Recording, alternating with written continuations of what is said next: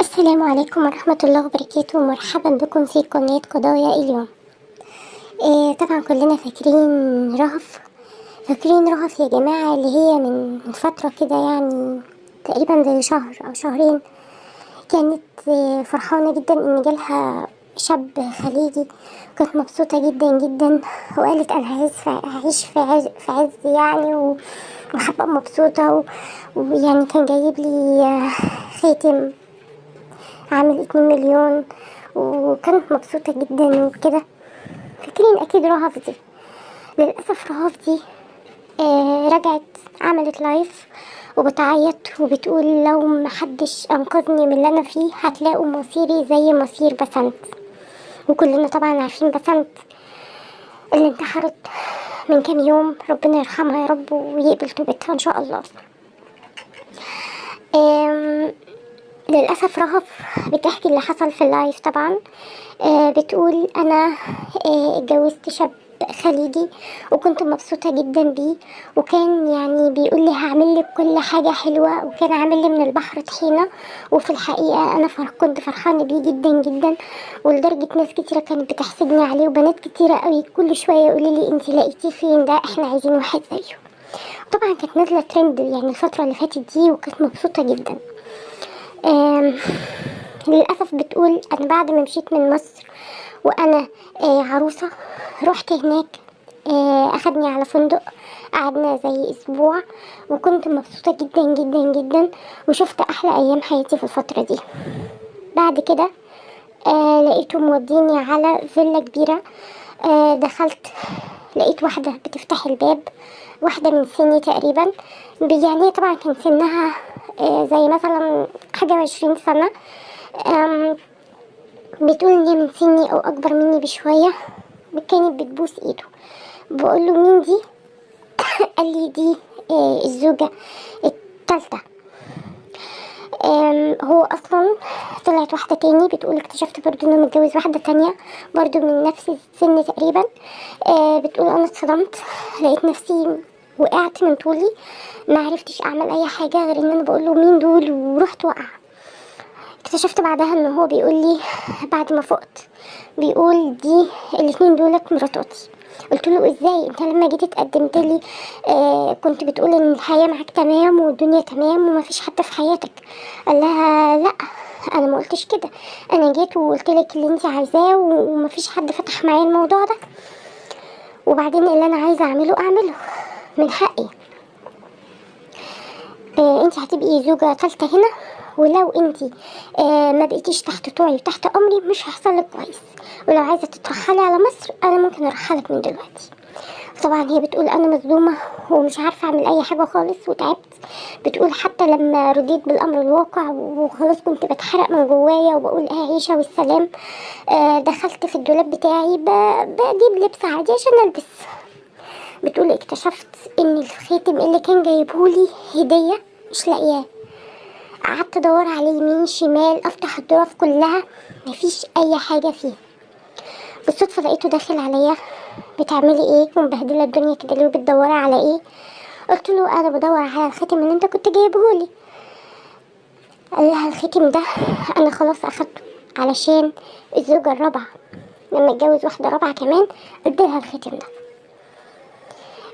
طبعا البنت منهارة جدا وزعلانة جدا، وبتقول يا ريتني كنت برضو سمعت كلام اهلي، لان هم قالوا لي بلاش، انت هترضي بواحد زي ده؟ هترضي تروحي تسافري برا مصر وتعيشي حياتك وتكملي حياتك برا مصر؟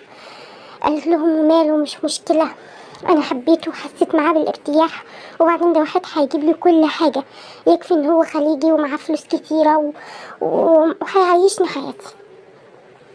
للأسف يا جماعة بعد ما عملت اللايف، في ناس كتيرة بتقول لما شافوا ان هي عملت اللايف ده دخلوا علشان يشوفوا اللايف تاني، للأسف اللايف اتمسح. الموضوع ما فيه، القصة مش قصة رهف بس، القصة قصص بنات كتيرة جدا ممكن تقع في الفخ ده.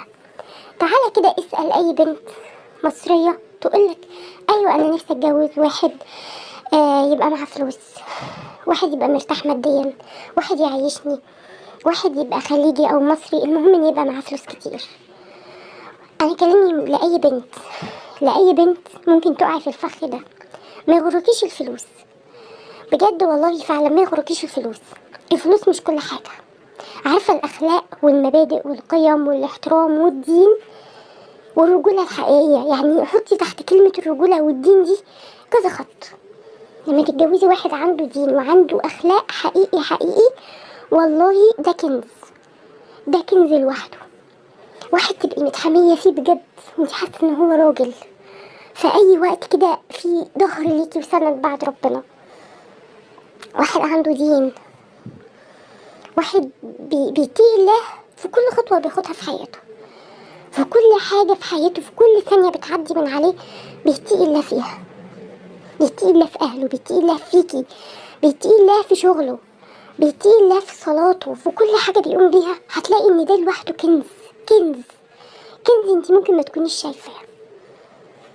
وصدقيني ربنا وعده بيقول من الأول: ومن يتق الله يجعل له مخرجا ويرزقه من حيث لا يحتسب. صدق الله العظيم. اللي بيتقي ربنا في اي حاجه والله ربنا بيساعده وبيقف جنبه. والنهارده ما معهوش بكره ربنا هيديله، عشان ربنا هو اللي بيرزق. بس عارفه اللي مش هتلاقيه في كل الناس ايه؟ هي الرجوله. الرجوله حرفيا دلوقتي مبقتش موجوده في ناس كتير الا من رحم ربي طبعا.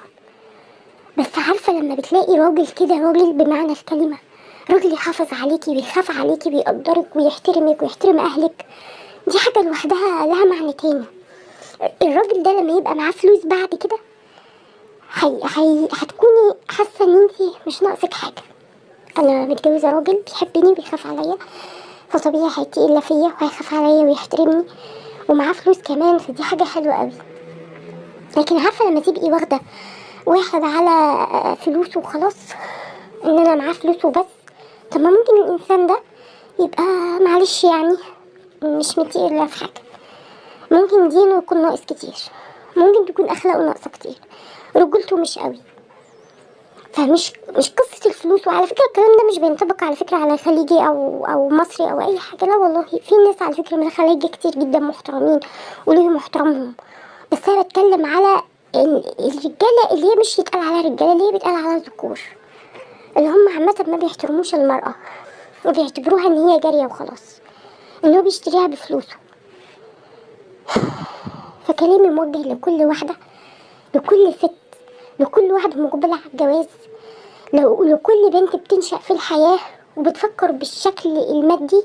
صدقيني ما تفكرش في الماديات، الرزق ده والله بتاع ربنا، الرزق ده بتاع ربنا، بس اللي تفكري بيه الأخلاق والرجولة، دول أكتر حاجتين حطي تحتهم كذا خط كده. لكن ان انت مثلا تنبسطي بواحد جايبلك 2 مليون مهر، جايبلك مش عارف شبكة ب4 مليون، جايبلك فيلا، جايبلك قصر، ممكن تبقي عايشة في القصر ده مش مبسوطة، على عكس ان في واحدة تانية بتبقى عايشة في شقة صغيرة جدا بس مبسوطة ومرتاحة، نفسيتها مرتاحة. الموضوع مش فلوس كتير على فكرة خالص، الموضوع مش فلوس كتيرة والله، مش ان انت يبقى معاكي فلوس كتيرة قوي وحساب في البنك وفيلا والكلام الفاضي ده. اوكي كلنا بنتمنى ان يبقى حياتنا كده، وان حياتنا تبقى كتير فيها فلوس وحاجة كويسة ومرتاحة ماديا، بس كفاية ان الواحد يلاقي اكل وشرب ولبس بس، يعني يبقى قاعد مرتاح وعنده الحاجة دي. لكن ما تبقيش عندك يعني كل امنياتك اللي نفسك فيها من اكل ولبس وشرب ومعيشه كويسه وبنك وحساب في البنك وفيلا وعربيه، وتيجي في الاخر انتي اصلا متجوزه واحد ما بتشوفوهوش، واحد دايما في الشغل مش عايزك، حتى لما بيبقى قاعد معاكي مش حابك، شاريكي بفلوسه، مش مقدر قيمه مراته، بيفتكر ان ممكن اي واحده يروح يشتريها بفلوسه كده، ما هو معاه فلوس بقى. فصدقيني ما تبصيش بالشكل المادي، وبرضه ما ترميش نفسك، يعني برضه ما تروحيش تتجوزي واحد ما عندوش اي حاجه خالص، لا. بس في ناس بتبقى معتدله، بتبقى في ناس حياتها معتدله، بس ما يكونش تفكير المادي واخد حيز من دماغي كده. وهقول ايه بقى، لله الامر من قبل ومن بعد.